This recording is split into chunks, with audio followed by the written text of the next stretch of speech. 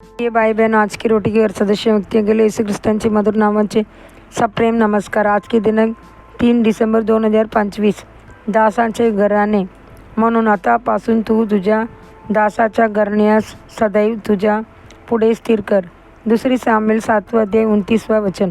देवाचे लेकराचे घर नेहमी आशीर्वादित असते, कारण परमेश्वर स्वतः त्या घरात वास करतो. तिथे देवाची लेकरे स्तुती करतात व उपासना करतात.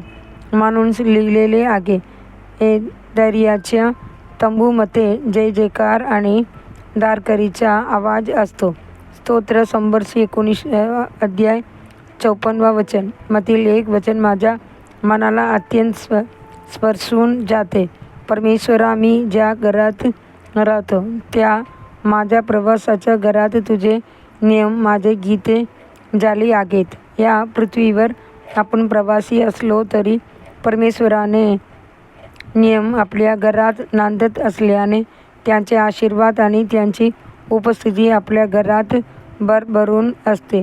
मोसेने 2 दशलक्षाहून अधिक इस्रायल लोकांना बालवटातून नेले. देवा परमेश्वराने त्याला आपल्यासाठी निवासस्थान, भेटीची तंबू उभारण्यास सांगितले.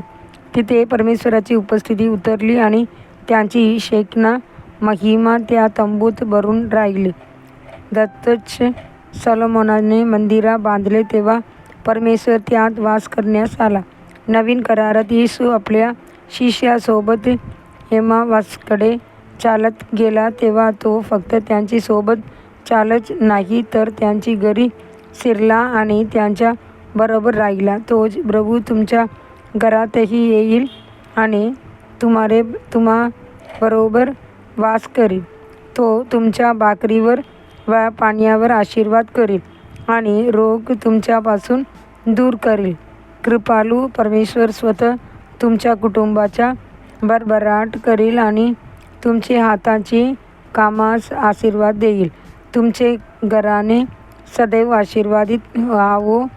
तुझ्या गर्भाची फल, तुझ्या शेतफळाचा उत्पन्न, तुझ्या गुराची वाढीची आणि मेंढ्याच्या पिल्लाचा आशीर्वाद होईल. तुझी टोपली आणि अनेक मळण्याचे पात्र आशीर्वादित होईल. तू घरी येता आशीर्वादित होशील आणि बाहेर जाता आशीर्वादित होशील. व्यवस्था विवरण 28 अध्याय 406 वचन. जर तुम्हास परमेश्वराचे आशीर्वाद तुमच्या घरावर सतत राहावे असे वाटत असेल तर तुमचे हृदयही देवाची घराविषयी आदराने आणि उत्साहाने भरलेले असो. दाविदाची घराण्यावर पिढ्यानपिढ्या आशीर्वाद राहिला, कारण दाविदाला देवाची घराविषयी अगाध प्रेम, उत्कटता आणि तळमळ होती.